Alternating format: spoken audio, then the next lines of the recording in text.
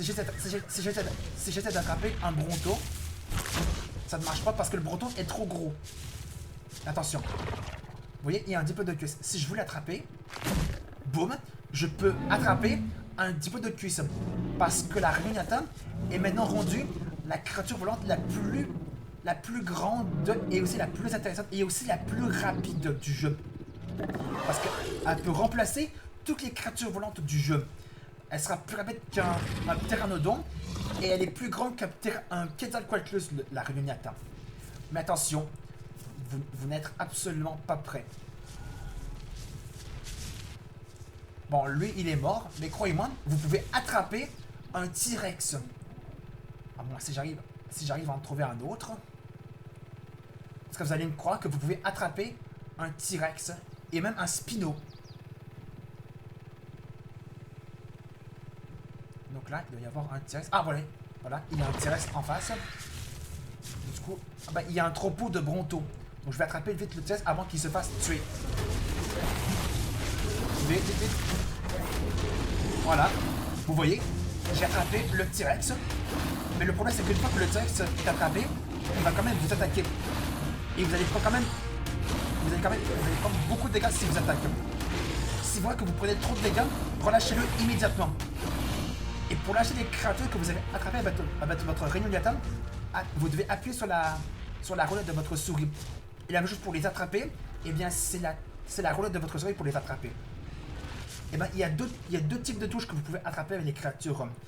Soit avec la roulette de votre souris, soit en maintenant un contrôle et en appuyant sur le clic gauche de votre souris. Et ce qui est assez intéressant avec la Réuniata, c'est qu'elle peut attraper, elle peut transporter des structures. Ah, attendez, j'ai plus de stamina.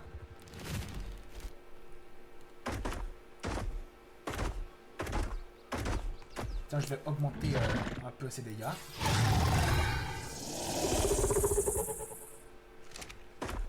Vous voyez, elle consomme des baies, donc elle peut manger aussi des baies et de la viande. Ce que je disais, c'est qu'elle peut attraper des structures. Et ça peut être très intéressant pour certaines situations. Mais elle ne peut pas attraper vos structures.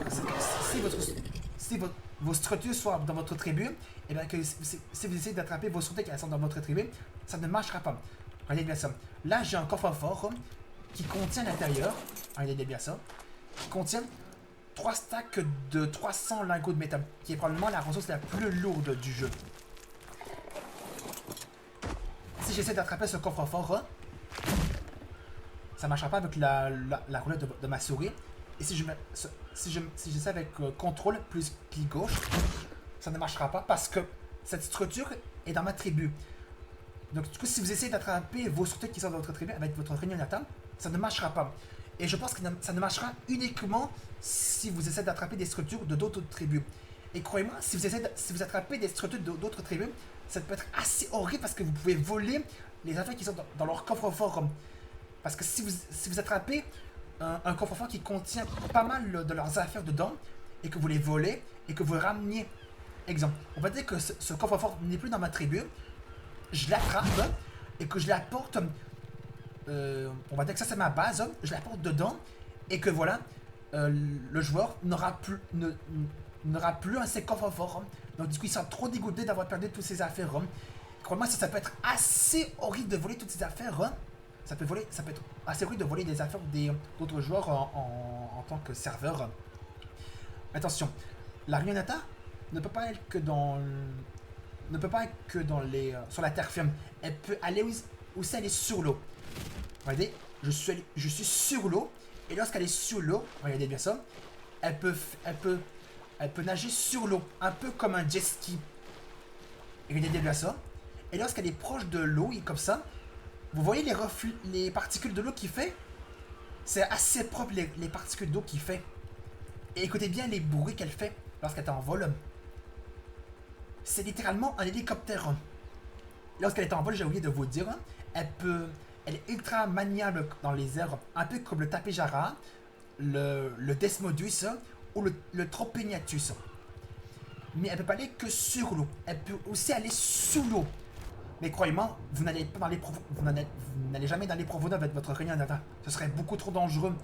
Et en plus, la Réuniata, elle a de l'oxygène. Donc du coup, Si vous baladez dans les profondeurs avec votre Reunion, ce sera beaucoup trop dangereux parce que vous risquez de vous la faire tuer par des mosasaures, par les Tsutotis, par les Plusosaures. Mais ce qui peut être encore plus horrible, c'est qu'elle peut se faire stopper par les méduses ainsi que les anguilles. Donc, du coup, ne vous baladez jamais dans les profondeurs avec votre Reunion.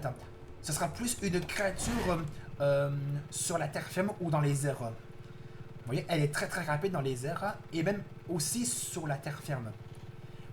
Et vous pouvez aussi attaquer même si vous êtes dans les airs. Vous voyez, je peux attaquer. Vous voyez, c'est tellement puissant cette créature que ça la rend encore plus Et j'ai oublié de vous dire, la Reunion est la dernière créature de Arc classique. Parce qu'il y a des nouvelles créatures qui sont prévues pour Arc Survival Ascended.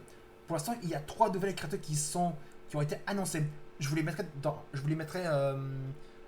en plein écran si vous voulez voir à quoi elles ressemblent. Pour l'instant, il y a 3 créatures qui ont été annoncées. Il y a une 4ème qui est prévue, qui est en cours de vote.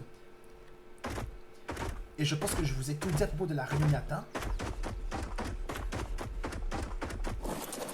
Ok les amis, on va s'arrêter là pour cette vidéo revue sur la Reunion. J'espère que ça va être plus... je pense que vous avez mieux compris que la vidéo précédente sur la Reunion. Si vous avez aimé cette vidéo, n'hésitez pas à laisser un pouce bleu, de mettre des commentaires sur cette vidéo et vous abonner à ma chaîne. On se trouve le 10 août parce que le 10 août, les développeurs Frontier Développement qui s'occupent de Jurassic Evolution 2, eh bien, ils ont annoncé une nouvelle mise à jour gratuite, la numéro 7, ainsi qu'un nouveau DLC qui s'appelle le pack des spécimens marines préhistoriques, qui va nous ajouter 4 nouvelles créatures aquatiques dans ce DLC. Et ces 2 nouveautés, la nouvelle mise à jour ainsi que le nouveau DLC, vont sortir le 10 août. Du coup, on se retrouve le 10 août pour la découverte des nouveautés sur Jurassic Evolution 2. Salut!